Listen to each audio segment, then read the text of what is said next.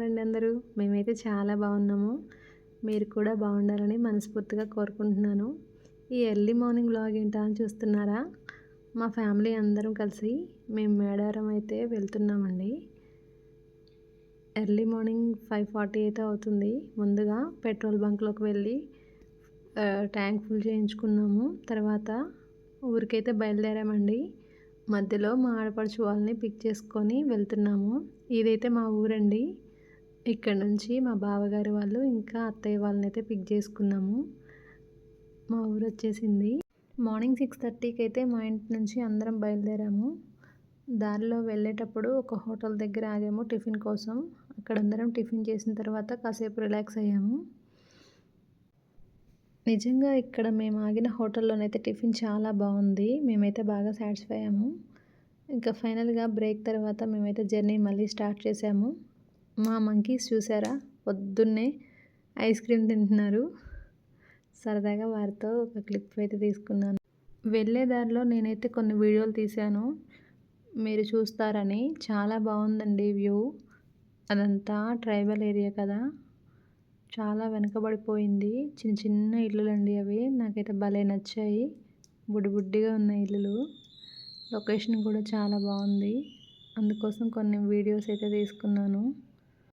నాకు చిన్నప్పటి నుంచి కూడా ట్రైబల్స్ అంటే చాలా ఇష్టం ఉంటుంది. ఎందుకంటే వాళ్ళు చాలా నిష్కల్మషంగా ఉంటారు. వాళ్ళు చాలా అమాయకంగా, టెక్నాలజీని సరిగా యూజ్ చేసుకోరు. వాళ్ళు ఎప్పుడు కొత్తదనాన్ని కోరుకోరు. ఎప్పుడు ఒక్కలాగే ఉంటారు. వాళ్ళకి వేరే వాళ్ళని మోసం చేయటం అస్సలు తెలియదండి. చాలా అమాయకంగా ఉంటారు. ఫైనల్గా మేడారం ఊర్లోకి అయితే ఎంటర్ అయ్యాము. ఇదైతే నాకు బాగా నచ్చిందండి. ట్రైబల్స్ యొక్క జీవన విధానాన్ని మొత్తం మనకి కళ్ళకు కట్టేట్టుగా చూపించారు. ఎప్పుడు జాతర జరుగుతూనే ఉంటుందంటండి ఇక్కడ. జనం అయితే బాగా వచ్చారు. చాలా బాగుంది. ప్రతి ఒక్కరు కూడా చూడొచ్చు.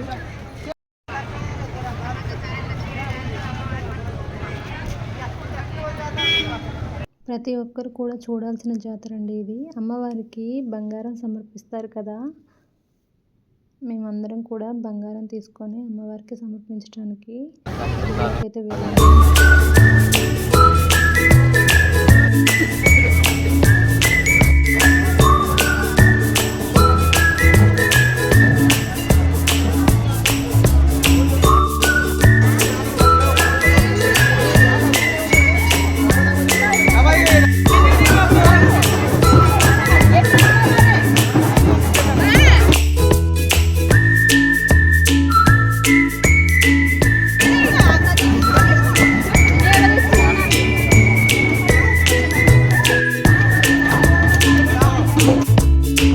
దగ్గర కొంచెం బంగారాన్ని అయితే మేము తీసుకొచ్చుకున్నాము. కొన్ని పిక్స్ అయితే యాడ్ చేస్తాను, మీరు చూడొచ్చు.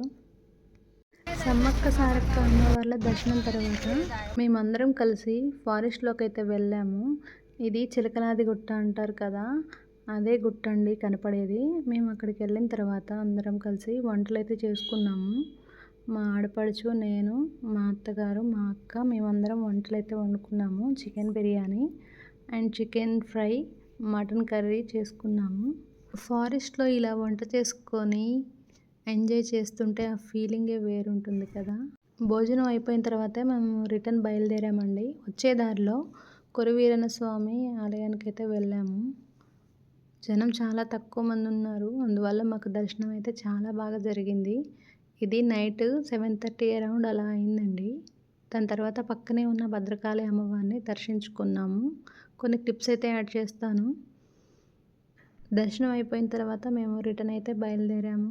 మళ్ళీ ఇంకో మంచి వీడియోతో మేము ముందుకు వస్తాను. అంతవరకే మన ఛానల్ని చూస్తూ ఉండండి. నచ్చితే తప్పకుండా లైక్ చేయండి.